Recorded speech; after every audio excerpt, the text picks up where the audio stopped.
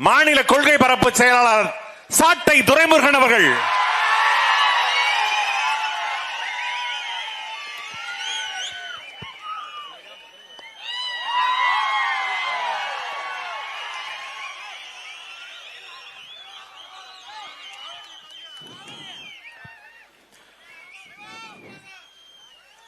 லட்சிய தாகத்தோடு அமர்ந்திருக்கிற அண்ணன் உள்ளிட்ட அனைவருக்கும் அன்பு வணக்கம்.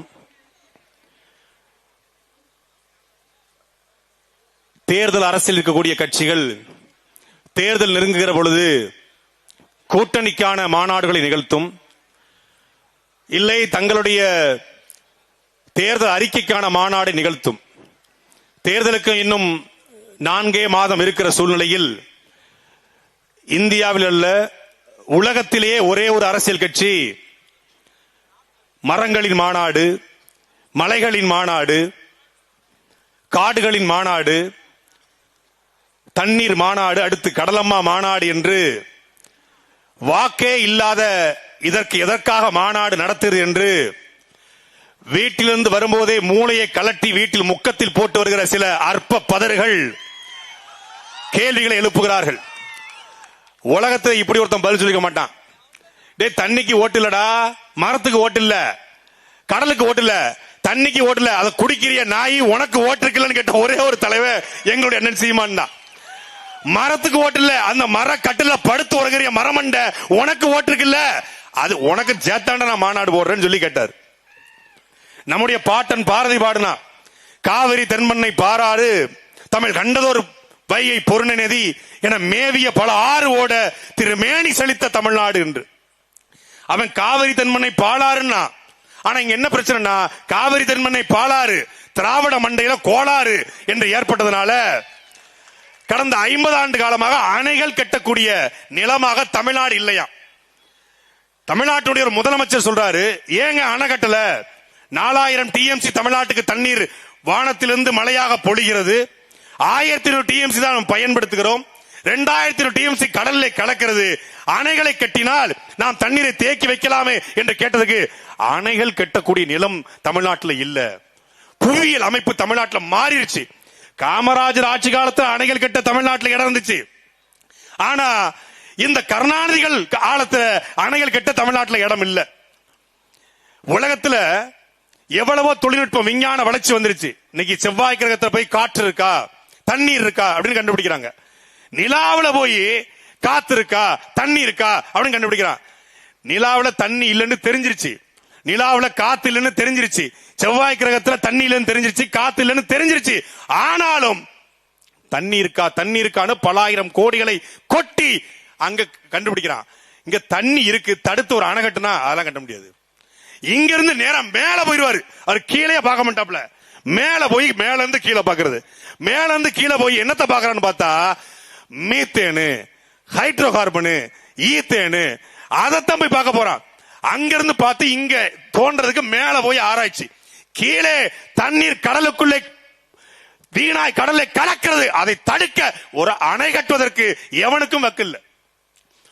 ஆனா ஒருத்தன் 2000 வருஷத்துக்கு முன்னாடி கரிகாலனுடைய பெருமைகள் நம்ம எல்லாருக்கும் தெரியும், சோழ மண்ணில் பிறந்த எல்லாருக்கும் தெரியும். கல்லணையை கட்டினவரு 2000 வருஷத்துக்கு முன்னாடியே ஆத்துல எல்லாரும் மீன் பிடிச்சான், ஆத்துல குளிச்சான். ஆனா ஆத்தை தடுத்து ஓடுகிற நதியை தடுத்து அணையை கட்டினார் என்பது தெரியும்.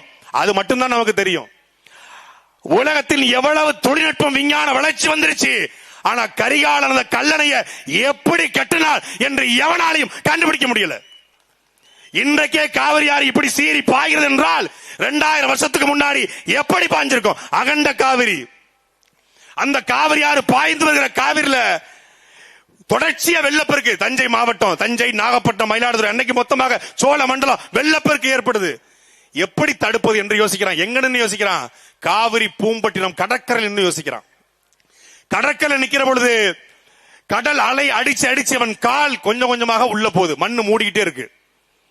அந்த இடத்துல யோசிக்கிறான், ஒரு இவ்வளவு பெரிய உருவம் கடற்கரை நிக்கிற பொழுது தண்ணீர் வந்து அடிச்சு அடிச்சு நம்முடைய உடல் உள்ளே போகும் என்றால், ஆத்து தண்ணிய மணல் ஓடு இருக்கிறது, அந்த மணலுக்குள்ள கல்லை போட்டுக்கொண்டே இருந்தால் கல்லை வைத்து அந்த அணையை தடுக்க முடியும் என்று முடிவெடுக்கிறான். அதற்கு சரியான கல்லை தேர்ந்தெடுக்கிறான். தேர்ந்தெடுத்து இந்த இடத்துல கல்ல போட்டா சரியா அந்த இடத்துல போய் நிற்கும் என்று முடிவு செய்து கற்களை ஆயிரக்கணக்கான கற்களை கொட்டுகிறான். கல்லை கொட்டி கொட்டி ஒவ்வொரு கல்லுக்காக அடுக்கி அந்த ஒரு கல்லுக்கும் இன்னொரு கல்லுக்கும் இடையில ஒரு பசைய தடவி இருக்கிறான். ஒரு களிம்பு, ஒரு களிமண். இவ்வளவு விஞ்ஞானம் வந்துருச்சுல்ல. இந்தியாவில் எவ்வளவு பெரிய அறிஞர்கள், உலகம் முழுக்க அறிஞர்கள், ஒருத்தன் கூட 2000 வருஷத்துக்கு முன்னாடி கரிகாலன் எந்த களிமண்ணை பயன்படுத்தினான் என்று இதுவரைக்கும் கண்டுபிடிக்கல. அதுதான் நம் பாட்டன் கரிகால் பெருவளத்தனுடைய அறிவியல். எவ்வளவு பெரிய விஞ்ஞானி பாருங்க.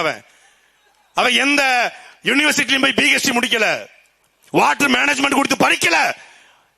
மக்களுக்காக வெள்ளத்தை தடுக்க வேண்டும் என்கிற லட்சியமும் கனவும் இருந்தது. நீ கட்டி முடிச்சான். ஒரு 6 மாசத்துக்கு முன்னாடி துறையூர்ல ஒரு பள்ளிக்கூடம் கட்டினாங்க 90 லட்சம் ரூபாயில. போன வாரம் பொத்து பொத்து பொத்து பொத்துன்னு விழுந்து பிள்ளைகள் மண்டபுரம் விழுந்துருச்சு. 8 மாசத்துக்கு முன்னாடி ஒரு பேருந்து நிலையம் கட்டினாங்க, விரிசல் விரிச்சு கிடக்குது. புழல் சிறை 2021 ஆண்டு நான் குண்டர் சட்டத்தில் கைது செய்து சிறைப்படுத்தப்பட்டேன். அப்போ 150 கோடியில புழல் சிறையில் நியூ பில்டிங் அப்படின்னு ஒரு பிளாக், இந்த மருத்துவமனை பிளாக், மரியாதைக்குரிய செந்தில் பாலாஜி இருந்த பக்கத்து பிளாக், நியூ பில்டிங் பிளாக். அந்த நியூ பில்டிங் பிளாக்ல திறக்கல, எங்களை கீழே மட்டும் வச்சிருந்தாங்க, மேல திறக்கல. நான் அப்ப அந்த சூப்பரண்டா இது இருப்பாரு, சூப்பரண்ட் இருப்பாரு, சிறை அதிகாரி, அவர்கிட்ட கேட்டேன், ஐயா எதுக்கு மேல உள்ள இதை மட்டும் திறக்கல? பதிலே சொல்லாம போயிட்டாரு. அதுக்கப்புறம் அவரும் ஜெயிலரும் பேசிட்டு இருக்காங்க. என்ன தெரியுமா பேசிட்டு இருக்காங்க? 150 கோடியில கட்டினானுங்க, மொத்த தண்ணியும் ஒழுகி முழுக்க தெப்பமா கிடக்குது, எத்தனை கோடியா ஆட்டைய போட்டானுன்னு தெரியலன்னு சொல்லி சிறை அதிகாரி சொன்னாரு.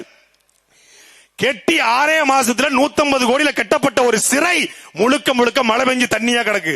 பள்ளிக்கூடம் இடிஞ்சு விடுகுது, பேருந்து நிறுத்தம் இடிஞ்சு விடுகுது. ஆனால் என் பாட்டன் கரிகால் சோழன் கட்டிய கல்லணை 2000 வருஷமாச்சு, ஒரு சின்ன கீரல் கூட விடல.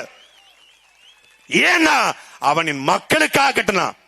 பணத்தை அவன் ஒதுக்கல, பதுக்கல, மக்களுக்காக கட்டினான். அப்படி மக்களுக்காக நிற்கக்கூடிய தலைவர்கள் இங்க இல்ல. அதனால தான் தண்ணி மாநாடு போட்டா எதுக்காக சீமான் தேவையில்லாம விரயம் பண்றாரு, நேரத்தை விரயம் பண்றாரு. எங்க மேல உங்களுக்கு என்ன அவ்வளவு அக்கறை? நாங்க மரங்களின் மாநாடு போட்டா, காடுகளின் மாநாடு போட்டா, இல்லை கடலம்மா மாநாடு போட்டா உங்களுக்கு என்ன எங்க மேல அவ்வளவு அக்கறை? இதெல்லாம் தேவையில்லாததுங்க. தேர்தல் நேரத்தில் இதெல்லாம் தேவையில்லாது. ஏன்னா அவனுக்கு இது தெரியாது. இப்ப மரியாதைக்குரிய ஐயா ஸ்டாலின் இந்த பக்கம் நிக்கட்டும், பெரிய மேடை தான், இந்த பக்கம் நிக்கட்டும்.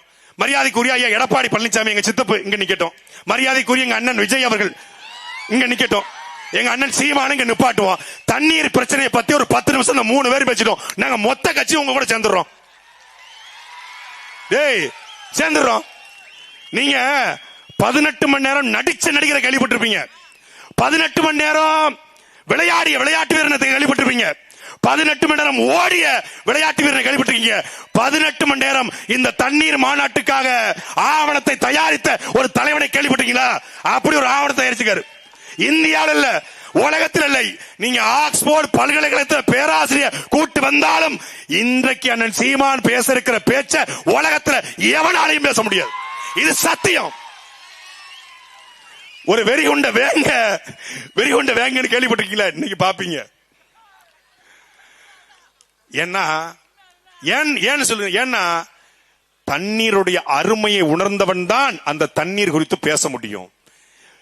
கருணாநிதி மகன் வாழ்க்கையில தண்ணீர் தாகம் எடுத்திருக்குமா? விஜய்க்கு தண்ணீர் தாகம் என்னன்னு தெரியுமா? விஜய் அப்படின்னா 10 பேர் தண்ணி பாட்டில கொண்டு நிப்பாட்டுவான். ஸ்டாலின் அப்படின்னா ஒரு 20 பேர் தண்ணி பாட்டில நிப்பாட்டுவான். ஆனா காட்டு கிராமத்துல, சிவகங்கை மாவட்டத்துல, அரணையூர்ல தண்ணீர் எடுக்க போகிற அப்பத்தாக்கள் தேத்தாங்கொட்டையை வைத்து ஒரு குழிக்குள்ள தண்ணீரை மோண்டு ஊத்தி தேத்தாங்கொட்டையை வச்சு தேய்ச்சி அந்த தண்ணீரை எடுத்து கொண்டு வருகிற அப்பத்தாக்குடைய, ஆத்தாக்குடைய, தங்கைகளுடைய, அண்ணன்களுடைய மகனாக அண்ணன் சீமான் இருப்பதனால் அவனுக்கு வழி தெரியும். இன்றைக்கு நாம் பூதலூர்ல வாழ்கிறோம், நமக்கு தண்ணி பிரச்சனை இல்ல பெருசா. தஞ்சாவூர்ல சோழமடத்துல தண்ணி பிரச்சனை இல்ல. ஆனால் தமிழ்நாட்டில் பல இடங்களில் இன்றைக்கு நாம் பேசிக் கொண்டிருக்கிற இந்த நொடியிலும் தண்ணீர் இல்லாமல் குடத்தை தூக்கி கொண்டு 40 கிலோமீட்டர் அந்த பக்கம் போய் ஒரு காட்டுக்குள்ள ஒரு 10 அடி குழியை வெட்டி அந்த குழிக்குள்ள தண்ணீரை எடுக்கக்கூடிய நிலைமை இருக்கிறது. ஏன் தம்பிக்கோட்டையில இருக்கு. தம்பிக்கோட்டையில வந்து 10 அடி தண்ணி, 10 அடியில குழியை வெட்டி அந்த குழிக்குள்ள வரக்கூடிய தண்ணீரை வச்சுதான் தம்பிக்கோட்டை மக்கள் குடிக்கிறாங்க. சோழமண்டலத்தில் நிலைமை இருக்கிறது. அப்போ அந்த வழியை உணர்ந்தவனால் மட்டும்தான் பேச முடியும். நம்முடைய நீர் மேலாண்மை நம் முன்னோர்கள் வகுத்து கொடுத்தாங்க. ஆறு, ஏரி, தாங்கல், ஏந்தல், கம்மாய், கரணை, ஊரணி, குளம், குட்டை என்று வகுத்து கொடுத்தான். ஒவ்வொரு ஊரணியிலும், ஒவ்வொரு குளத்திலும், ஒவ்வொரு ஏரியிலும் மரங்களை நட்டான். பனிக்கொன்றை மரம், நாவல் மரம், பனை மரம் நட்டான். இன்னைக்கு என்னாச்சு? எங்க ஐயா ஜப்பானுடைய துணை முதலமைச்சர் வந்தார்ல, கெண்டக்கி கர்னல், அவர் ஜப்பானுக்கு போயிட்டு வந்து, ஜப்பான்ல சிகப்பா ஒரு பூ இருக்கு, இது நல்லா இருக்க அப்படின்னு ஒட்டுமொத்த சென்னை முழுக்க ஒரு மரத்தை நட்டார். அந்த மரத்துக்கு பேரு அவருக்கும் தெரியாது, எங்களுக்கும் தெரியாது, எவனுக்கும் தெரியாது. ஒரே புயல் மொத்த மரமும் விழுந்துருச்சு. இதே இந்த தஞ்சை மண்டலத்தில் கஜா புயல் வந்தது. கஜா புயலை பலாமரம் விழுந்தது, தென்னை மரம் விழுந்தது, வாழை விழுந்துரும், நாவல் மரம் விழுந்தது, புளிய மரம் விழுந்தது, புங்க மரம் விழுந்தது. ஆனால் கஜா புயலே விழாத ஒரே மரம் நம்முடைய பனை மரம் மட்டும்தான். அதனால்தான் முன்னோர்கள் ஒவ்வொரு ஆற்றங்கரையிலையும், ஒவ்வொரு குளத்திலும், ஏரியும் பனை மரங்களை நட்டான். அந்த பனை மரத்தை தெரியாத பதர்கள் பனைகளை வெட்டி 100 ரூபாய்க்கு செங்கச்சோலைக்கு வித்தான். ஒரே ஒரு தலைவன் மட்டும்தான் இந்திய நிலத்துல 10 கோடி பனை திட்டத்தை நான் உருவாக்குவேன் என்று தேர்தல் அறிக்கையில கொடுத்தார். யாரும் வாக்களிக்கல. 6 லட்சம் ஓட்டு தான். முதல்ல 4 லட்சம் ஓட்டு தான். ஆடு மாடு மேய்த்தல் அரசு வேலை, இயற்கை விவசாயம் அரசு வேலை 17 லட்சம் ஓட்டு தான். நான் வந்தால் காவலருக்கு 8 மணி நேர வேலை, பெண் காவலருக்கு 6 மணி நேர வேலை, வெறும் 34 லட்சம் ஓட்டு தான். ஆனால் வாக்கை வாங்கி அத்தனை பேரும் என்ன பண்ணா, அதிகாரத்துக்கு போனா தண்ணீரை 20 ரூபாய்க்கு வித்தான். தண்ணீரை 20 ரூபாய்க்கு விக்கிறவனுக்கு நீங்க ஓட்ட போட்டுட்டு தண்ணீருக்காக துடிப்பவனை தூக்கி தெருவுல போட்டீங்க.